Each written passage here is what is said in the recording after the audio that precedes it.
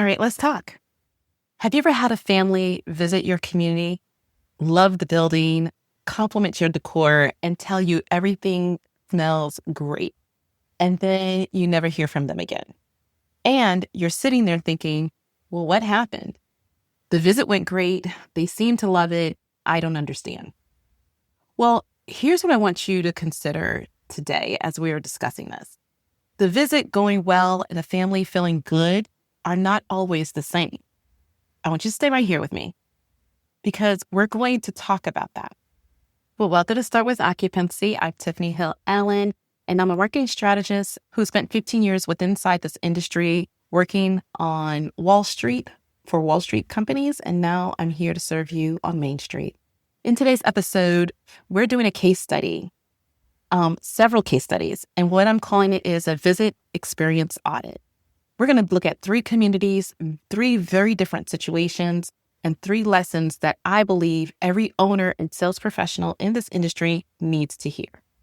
Because here's the truth that nobody wants to say out loud or say it enough, is that if families are visiting your community and not moving in, your sales process may not be the problem. Your pricing may not be the problem, but your experience might be. And the experience is everything because families are not just evaluating your community. They're imagining their mother, their grandparent, their dad living there. And they're asking themselves quietly, without telling you, would I leave someone I love here with you?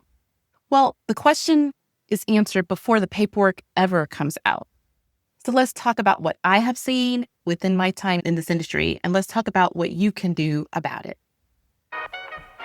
Welcome to Start With Occupancy, the podcast for senior living owners, operators, and sales professionals. Hi, I'm Tiffany, marketing strategist and former corporate baddie who got tired of producing results for Wall Street and wanted to make a change on Main Street. I provide quick tips, idea nuggets, and case studies to help you with proven sales, marketing, and business development strategies along with leadership concepts, so that you can inspire change, impact lives, and improve outcomes for the aging, their families, and your teams. I'm committed to equipping you with the tools, the knowledge, and resources that you need to excel in your business. With experience working inside senior living companies, large and small, I've developed a deep passion for advocating for the aging adult and those who care for them, all while driving business growth. So whether you're already in the senior care industry or maybe you would like to be, if your mission is to serve them, my mission is to serve you. Join me as we unravel the strategies and tactics that drive success in your business while making a difference in someone's life. The goal is to touch, guide, and impact the lives of 10 families per month. Are you with me? It's time to be inspired, gain practical tips, and own your future. Let's talk about the beautiful community where no one's engaged, the care experience. The first community I want to talk to you about was beautiful. I mean, genuinely beautiful. Updated finishes, great natural light, tasteful decor, clean as a whistle. The kind of community that photographs well and looks impressive on a website. You know what I'm talking about. Well, families came in and they walked around and they complimented the space. They looked at the brochure and they still chose somewhere else. What they said they noticed was that they were not engaged. The person came in and as they were walking around, while the chandelier was beautiful, she said it was absolutely gorgeous, Tiffany. And she said, I should have known that this was going to be a problem when we would walk down the halls and people would walk by and not even acknowledge us or look at us. She was like, they really didn't even interact with my mom. I didn't see them interacting with the other residents. And that was my clue that being brand new and being beautiful may not mean being best in care. And I'll never forget that. You know why? Because she was someone who was very influential in our community and knew the industry very well. And that was her experience with the brand new community that just opened here. And then she said, one thing that I will vehemently say from now on is don't judge the care by what you see surrounding you. the new finishes, the beautiful buildings, the bigness, what was said was going to be done and what is really and actually done. And I thought, that is so true. Our eyes can deceive us on what we think should happen because of what it looks like it could happen. But care really is up to the individual who's actually providing that and to the leadership who oversees the care is done. And that could be for an independent living community too. How many times have I been into an independent living community that says we have all these activities, this is how we enrich our residents, and you go in and everyone is bored to death or everyone is just sitting around. So what people see may not be the care. And I say care even in that's delivered. Here's what the building could not do on its own. It could not smile at the family when they walked in, or could it introduce a resident who was sitting in the common area and say, "Hey, Miss Louise, this is the Johnson family. They're visiting us today. And here's Mrs. Sue, and she's thinking about moving in." They couldn't do that. It could not make a grandmother feel like she was going to be known there or cared for there. The staff was not unkind. They just were not engaged.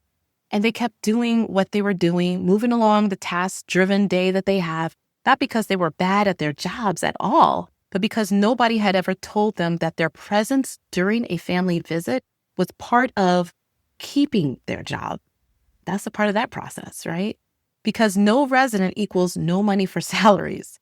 And that family walked out of a building feeling nothing, no warmth, no connection, no sense that this place would love their person like they would. And so they kept looking. And here's what I want you to hear from this one thing. Your staff is selling whether you train them or not, whether you spend time with them or not. The question is, what are they selling? And if your team walks past a visiting family without acknowledgement, they just sow disconnection. If a resident is observed sitting alone in the corner and no one thinks of engaging with them, they just sowed isolation. If your medtech smiles and says, "Oh, are you thinking about joining our family here? We'd love to have you." 5-second moment just sold belonging to them. You cannot manufacture that in a brochure or on a social media post or even the words you say. But you can train for it within your community. You can set the expectation and you can make that visit experience a team responsibility, not just yours as an owner or the sales department. Number 2, the community that lost the family as they walked through the door. My second case study is a doozer. This has a totally different problem. And honestly, this one is harder to hear for some owners, especially because it's visible. It's the physicality of it. And it means that something needs to change before your next visit. I walked into a community where the first thing I noticed was dark walls, boxes strewn all over the place behind the receptionist area. Some were open, some were not, just like you were unpacking from moving in last month. I mean, that type of boxes, right? They were not inside a storage room, but they were actually near the entrance where people actually walk in. The lobby was dim. It was not cozy dim, like, romantic. It was like dark. And it doubled as the nurse's station. So it was cluttered and there was papers everywhere. And the thing is, medically, clinically, this community could have been excellent. The care may have been outstanding. But that family walking in through the first time does not know that yet. What they know is what they see, and what they saw was a total story. When I went to do the audit, it was a story. The owner was really excited about their place, excited about me coming in and looking at it and visiting, and they were saying how well they got so many compliments from family members of how well their care was. They told me that they wanted my fresh eyes to take a look at it because it was still struggling about 55% occupancy for a while. And I was like, sure, I would love to come and see your community. I just walked in the door and I saw it from the get-go. On the outside, it was beautiful on the inside. They did a very good job on the outside. But as soon as you walk through that door, it was, not the most welcoming. And it was not welcoming because of the people, but the environment. And here is the reality about first impressions in senior living that nobody says clearly enough. Families arrive already anxious, already grieving a little bit, already second guessing themselves for the decision that they're going to have to make, and that this is a living option that they're going to have to consider. And they're walking in emotionally raw. And in that state, their brain is scanning the environment for one thing. Is this the place where my person will feel safe and cared for? Clutter says things fall through the cracks here. Darkness says we stopped paying attention. We can't turn off that light bulb. Boxes by the door says we're not ready for you. We know you're coming, but we're not ready. And in one community visit I visited, there was dead bugs on the windowsill in the model room that wasn't removed, mind you, for weeks because I've been telling them about it. But it gives a family pause because it says if there's bugs and they're dead, which means they've been there for a while and they're in the windowsill and no one's thought to remove it, what would the kitchen look like, right? None of that is what you mean to do or what you're trying to say or trying to convey, but that is what they hear through their eyes. So the fix here is not very expensive. It is just intentional. It is someone walking your entry and your common areas before every scheduled visit and asking, what story does this space tell right now at this moment? That is it. That is the audit. A well-lit, uncluttered entrance with something that smells welcoming, a staff ready to greet. What does the person hear? That is not a renovation. That is a standard operating procedure and one that you should really take a look at implementing whenever you know someone's coming in. But to be honest, it should be what it is all the time. You know, we used to say, are you ready for company? And that was the motto. I'm not one who's like, get dressed up for company. I'm not one like clean up because company's coming over. When you have your home, you want it to be comfortable, lived in, but always ready for company to come in. Now, will there be moments like you have an event or things like that that might throw things off, but people can see that's temporary. But when they see things that look like this is how you live, or this is how you maintain, or this is how you keep up the home, this is what goes in people's mind. And if you don't have that standard in place right now, this is the episode where I'm going to challenge you to start to build it, start looking at it. The third case study is the visit where the family felt like a checkbox, the communication experience. And this third one is the one that you need to sit with because it is the most common, believe it or not. And it is the most invisible to the person who's doing it. I have observed many community visits in my time. I can't begin to tell you how many. And I have coached sales professionals through this where everything on the surface looked good. They did the stuff. They were friendly. They knew the community. They covered the amenities. They handed over the rate sheet for the pricing at the right time. They did the process correct. But the family left feeling completely unseen. And why is that? Because that sales manager talked like a lot, but they never actually listened. They did not ask the prospective resident's name early in the conversation or used it throughout the visit. They did not ask, what does a perfect day look like for your mother right now? What does she love to do? What does she miss that she used to do? And then connect those answers to what the community offers, that connection. We used to call it needs and needs-based analysis, right? So what is their need and how do we fit their needs into how we can solve them inside of our community?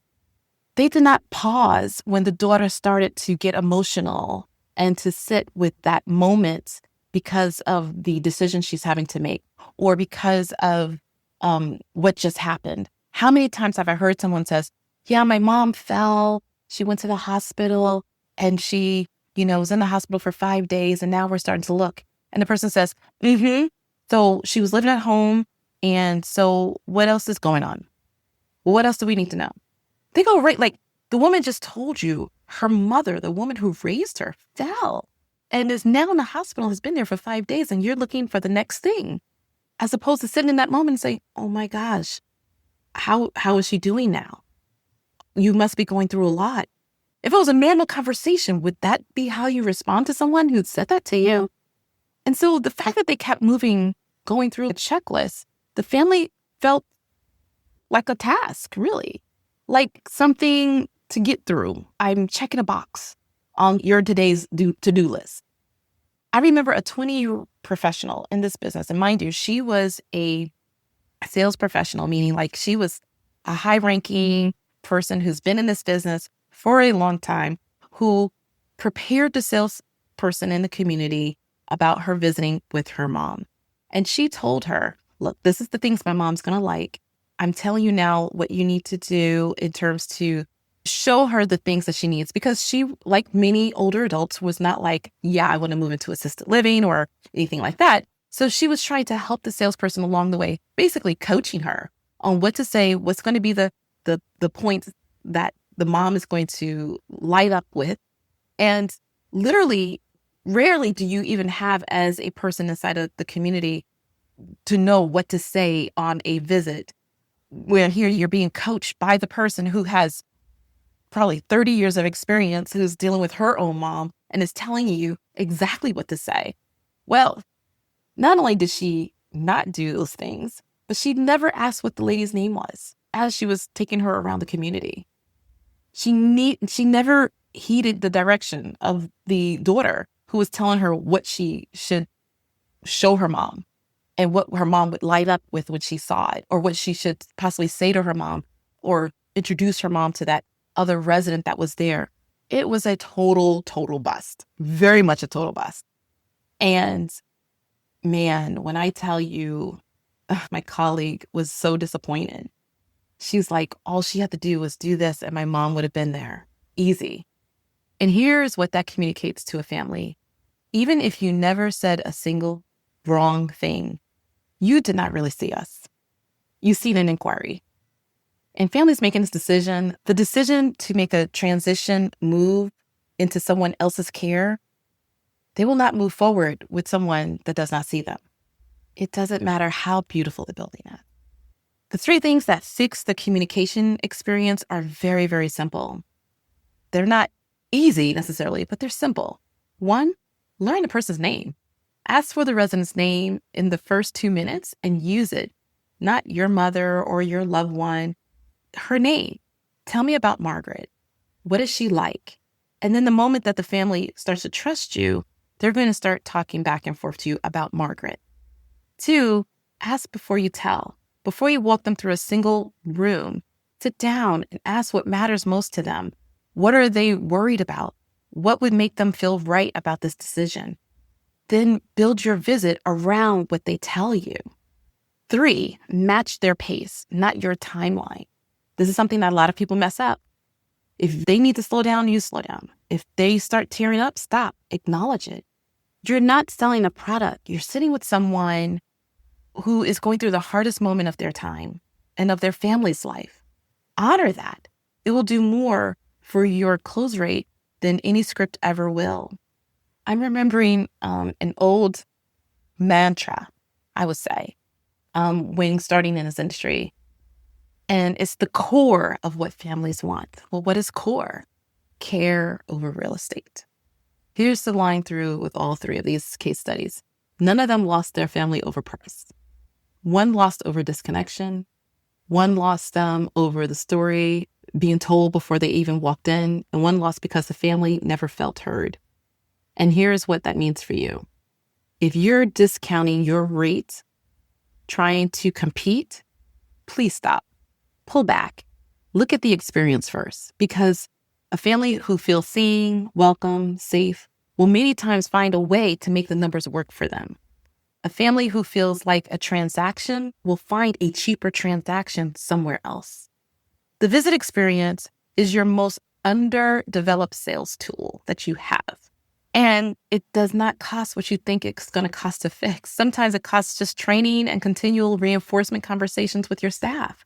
Sometimes it costs a walkthrough of your entrance with fresh eyes that haven't been there before.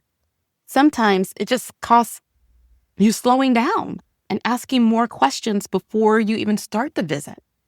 And other times it costs getting someone in there with you who can see what you cannot see anymore because you have been there every single day. Outside eyes catch what familiar eyes won't. So that is what exactly the VIP visit experience audit is designed to do.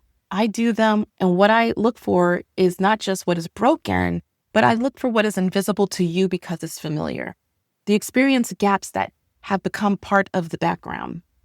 If you have been getting visits into your community without getting the move-ins, and you cannot figure out why, or if you're just opening and want to prep for that first conversation with families and prospective residents in a safe space that will not impact your potential revenue first, then it's worth having this conversation with me. You can find out the link in the show notes. So I want to leave you with this question that I always come back to at the end of every audit. And now I want you to ask yourself honestly the same question every family is asking themselves on their drive home from leaving your community. Would I move in? Not would you recommend it? Not are you proud of it? Would you have someone you love extensively and deeply move into the place I experienced today? If the answer is anything other than an immediate yes, you have work to do. And now you know where to start, as always, right here, Start With Occupancy. Thanks for joining me. Take what you need, share what helps, and come back for more. I'll see you in the next episode.